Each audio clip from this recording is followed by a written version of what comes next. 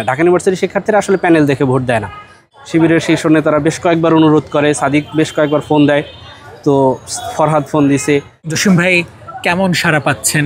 আলহামদুলিল্লাহ, আমি তো আন্তর্জাতিক সম্পাদক পদপ্রার্থী। আমি যাদের সাথে কথা বলতেছি সবাই আমাকে খুবই ভালোবাসা দেখাচ্ছে, খুবই শ্রদ্ধা দেখাচ্ছে, এবং আমি মনে করি যে আমি এতটাও আশা করিনি, যতটা সাড়া পাচ্ছে আমি এতটাও আশা করিনি আসলে। তো আমি এক ধরনের অভিভূত। এই সময়ের মধ্যে সবার কাছে পৌঁছানো যাচ্ছে কিনা? আমি যতটা পারতেছি দৌড়াচ্ছি, যতটুকু দেখা হচ্ছে কথা বলতেছি। আশা করি 9 তারিখের আগ পর্যন্ত, 8 তারিখ পর্যন্ত তো আচরণ বিধি অনুসারে 8 তারিখ পর্যন্ত দৌড়ানো যাবে। তো সেই জায়গা থেকে আমার বিশ্বাস পৌঁছাতে পারবো, হলে হলে গেলে পৌঁছাতে পারবো। যারা দাঁড়িয়েছে প্রতিদ্বন্দ্বিতা করছে ডাকসু নির্বাচনে, আপনি কি একমাত্র জুলাই যোদ্ধা? না, তন্নি আছে, জুলাই যোদ্ধা তন্নি আছে, তারপরে আমাদেরই প্যানেলে আরেক জুলাই যোদ্ধা আছেন, তারও চোখে গুলি লাগছিল, কিন্তু এখন রিকভার হয়েছে। আমারটা যেমন রিকভার হয় নাই, তারটা রিকভার হয়েছে, এই জন্য অতটা সারা জায়গায় নেই, কিন্তু সেও জুলাই যোদ্ধা। তন্নি আছে জুলাই যোদ্ধা, আর রোকেয়া হলের জিএস আছে আমার ছোটো বোন সিনথিয়া মেহেরিন সকাল। ওর এই যে এখানেই 15 তারিখে ভয়াবহ রকমের হামলা হয়েছিল, ওর মাথায় 10টার মতো সেলাই লাগছিল, ও যে বেঁচে আছে এটাই অনেক। তো সকালের জন্য আসলে সবার কাছে আমি সমর্থন চাইব, দোয়া চাইব। ও রোকেয়া হলের জিএস পদপ্রার্থী। ভিপি পদপ্রার্থী শেখ তাসনিম মাফরুজ ইমি তিনি বলেছেন, জসিম যদি স্বতন্ত্র হতো তাহলে আমি পদটা ছেড়ে দিতাম, কিন্তু সে যেহেতু শিবিরের সঙ্গে কানেক্টেড হয়েছে, এই প্যানেলে হয়েছে, এই জন্য আমি পদটা ছাড়ি নেই। এটাও কি একটা আপনাকে ব্যাকফুটে দেয় কিনা যে আপনি একটা প্যানেলে আছেন? না, আমি এটা মনে করি না। ইনি আপু আমাকে খুবই ভালোবাসেন ছোটো ভাই হিসেবে। আপুর সাথে আমার নির্বাচনের আগেও ব্যক্তিগতভাবে খুব যোগাযোগ ছিল, আপু আমাকে খুবই ভালোবাসেন, সেই যে আবেগের জায়গা থেকে তিনি বলছেন। কিন্তু আমার কাছে মনে হয়েছে, এটা সে আমাকে ভালোবেসে হয়তো ছাড়তেন, কিন্তু আমার কাছে মনে হয়েছে যে আমি যদি স্বতন্ত্র জিএস, এজিএস বা ভিপিতে দাঁড়াইতাম তাহলে হয়তো ছাড়া সম্ভব ছিল না। এটা বাস্তবতা, পলিটিক্যাল বাস্তবতা। তো এই জন্য হচ্ছে আমার প্যানেলে আসা, যে আমি তো আসলে এই পথের লোক না, রাজনীতির লোক না। এখন এদিকে আসছি শিক্ষার্থীদের প্রতিনিধি হওয়ার জন্য জুলাইয়ের মাধ্যমে। আমি দেখেন জুলাইয়ের আগ পর্যন্ত কোনো এই রাজনীতির জগতের লোক না, আমি চাকরি প্রার্থী ছিলাম। তো এখন সেই জায়গা থেকে আমার মনে হলো যে আমি একা সব কিছু বুঝে উঠবো কি না, তো একটা প্যানেল হলে ভালো হয়। তারপরেও আমার মনে হচ্ছিল যে আমি স্বতন্ত্র দাঁড়াবো, প্যানেলে দাঁড়াবো। প্রথম ইচ্ছা ছিল স্বতন্ত্র, আবার ওই চিন্তাটাও ছিল। এই ডিলেমার মধ্যে শিবির আমার সাথে যোগাযোগ করে, শিবিরের শীর্ষ নেতারা বেশ কয়েকবার অনুরোধ করে, সাদিক বেশ কয়েকবার ফোন দেয়, তো ফরহাদ ফোন দিছে। এই নানান ইকুয়েশনের মধ্যে মনে হলো যে আচ্ছা একটা প্যানেলে যাই, যেহেতু তারা বলতেছে এবং তাদের প্যানেলটা বেশি ইনক্লুসিভ, আর অন্য কোনো প্যানেলও যোগাযোগ করে নাই, তো সেই জায়গা থেকে মনে হলো যাই। এখন অন্য প্যানেল যোগাযোগ করে নাই বলে আমি তাদের উপরে কোনো অভিমান না, কোনো অভিযোগও না, কিন্তু এরা যোগাযোগ করছে, আমারও মনে হয়েছে একটা প্যানেল হলে ভালো হয়, তাই যাওয়া। এখানে আসলে কোনো কমপ্লেক্স রাজনীতি বলে কিছু নাই আসলে। আর ইমি আপু আমাকে ভালোবাসেন, সে ভালোবাসার জায়গা থেকে বলছে।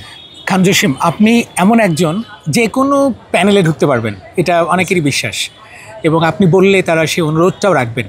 আপনার কি মনে হয় যে আপনি একটা রাইট ডিসিশন নিছেন? ওয়াই ইউ চুজ ছাত্র শিবির? ওই যে বললাম, তারা আমাকে অনুরোধ করছে, তাদের প্যানেলটা ইনক্লুসিভ। আমিও ভাবতেছিলাম যে একটা প্যানেলে যাব কি না, এই কারণে, এই 3টা কারণে। এখন অন্য প্যানেলের ব্যাপারটা কি, আমি ফ্র্যাঙ্কলি স্পিকিং আমি আসলে কোনো প্যানেলের সাথেই যোগাযোগ করি নাই। হ্যাঁ, কারণ দেখেন আমি তো আসলে এই পথের লোক না। আমার এই চোখের আহত হওয়ার জন্য আমি তো চাকরির প্রস্তুতি নিতে পারি না, তাই এই ইসে আসা। তো এখন আমি আসলে পার্সোনালি কারোর সাথে যোগাযোগ করি নাই। আমি ফেসবুকে স্ট্যাটাস দিয়েছিলাম যে আমি নির্বাচন করব, এরপরে শিবিরের প্যানেল সাদিক, ফরহাদের আমার সাথে যোগাযোগ করে। এখন অন্য প্যানেলে যাওয়া বা প্যানেলে না যাওয়াটা, এইসব ক্ষেত্রে ভোটের ব্যাপারটা আমার কাছে মনে হয় যে প্যানেল ধরে কেউ ভোট দেয় না। ঢাকা ইউনিভার্সিটির শিক্ষার্থীরা আসলে প্যানেল দেখে ভোট দেয় না। তারা যে যোগ্য, যাকে তাদের ভালো লাগবে তাকে ভোট দিবে। এখানে কে কোন প্যানেলের বা কে কোন মতাদর্শ ম্যাটার করবে, কিন্তু আমি বলতেছি যে যেদিকে যোগ্য, যাকে তাদের ভালো লাগবে, যাকে তারা সমর্থন করবে তাকে ভোট দিবে। কে কোন প্যানেলের, এটা আমার মনে হয় না খুব বেশি ম্যাটার করবে। খান জসিম বলছিলেন ইনক্লুসিভ আপনাদের প্যানেলটা, প্রত্যেকটা প্যানেলে দেখলাম যে ওরা দাবি করছে ইনক্লুসিভ। প্রতিরোধ পর্ষদ বলছে, স্বতন্ত্র যারা আছে তারাও বলছে, এমনকি ছাত্রদলও দাবি করছে। এবং এই যে একটা প্যানেলের অন্তর্ভুক্ত হয়ে যাওয়া, তখন একটা ক্যাটাগোরাইজড করে কিংবা ট্যাগিং করে যে ও তাহলে তো শিবির। বামদের কিন্তু 11 জন আছে নির্দলীয়, কিন্তু বলা হচ্ছে বাম। আপনাদেরকেও হয়তো বলবো যে আপনি তো শিবির করেন। হ্যাঁ, অলরেডি বলতেছে। আচ্ছা, এই ট্যাগিংটা কীভাবে দেখেন? দেখেন, আমি এই ডাকসুতে তো দাঁড়ালাম কয়েকদিন আগে। তার আগে 5 আগস্ট থেকে এই 5 আগস্ট, তাতে আপনার 1 বছর। তো আমি বারবার যেখানেই কথা বলছি, এটা আপনার মিডিয়ায় বলি, ফেসবুকে বলি, পার্সোনালি বলি, বা কোনো সেমিনারে বলি, বারবার একটা কথা বলছি, এই জুলাইয়ে আমাদের সবথেকে বড় অর্জন এই যে ট্যাগিংয়ের কালচারটা, ট্যাগিং দিয়ে কাউকে দমিয়ে রাখা, এই কালচারটাকে আমরা টোটালি ডিনাউন্স করে, টোটালি ধ্বংস করে আমরা নতুন বাংলাদেশ পাইছি। যে ট্যাগিং দিয়ে মানুষকে উন্মানুষ করে রাখার যে ব্যাপারটা, এইটার বিরুদ্ধেই তো আমাদের জুলাই। তাহলে সেই জুলাই পাওয়া নতুন বাংলাদেশ, ফ্যাসিবাদহীন বাংলাদেশে, এই বাংলাদেশে যদি সেই একই ট্যাগিংয়ের কালচার ফিরে আসে, তাহলে এটা তো আমি বলবো যে জুলাইয়ের স্পিরিটের সাথে বিশ্বাসঘাতকতা করা। সেই জায়গা থেকে আমার বিশ্বাস এই ট্যাগিংয়ের কালচারটা আর ফিরে আসবে না, এটা আমার বিশ্বাস।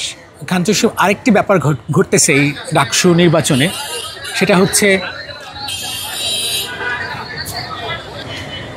হচ্ছে ধরেন আপনি জুলাই যোদ্ধা, আপনার নামটা ব্যবহার করলে কিন্তু সে প্যানেলটা ভারী হয়। আবার প্রতিরোধ পর্ষদে এরকম কয়েকজন আছে, কিংবা ছাত্র দল, তারা বলছে আমাদের প্যানেলও ইনক্লুসিভ, এখানে 2 জন বা 3 জন আছে, অর্থাৎ নামটাকেও বিক্রি করা। এটাও কি হয় কি না? এইটাকে দেখেন, এই জুলাই যোদ্ধার নামটাকে বিক্রি করা বললে কেমন একটা নেগেটিভ শোনায়, কিন্তু আমি তো বলি যে যারা এটাকে জুলাই যোদ্ধাদের প্যানেলে রাখতেছে, তারা এটাকে তাদেরকে সম্মান করে রাখতেছে, বা এটা গর্বের বা শ্রদ্ধার জায়গা। এটাকে বিক্রি করা বা দোকান খোলা, এই শব্দগুলোকে না বলে আমরা যদি এমন বলি যে গর্ব করা, শ্রদ্ধা করা, সেই একই ভাবেই বলা, একটু ভিন্নভাবে বললে আপনি দেখবেন মিনিংটা অন্য দাঁড়ায়। তো আমরা ওই নেগেটিভভাবে না বলে যদি পজিটিভভাবে বলি যে জুলাই যোদ্ধাদের শ্রদ্ধা, জুলাই যোদ্ধারা গর্বের সাথে বলা, এটা আমার মনে হয় ভালো হয়। নেগেটিভভাবে না বলাটাই বেটার। ফাইন। খান জসিম, আপনি তো সবার, হ্যাঁ, ঢাকা ইউনিভার্সিটি সকলের, আপনি সকল শিক্ষার্থীর খান জসিম, কী বলবেন?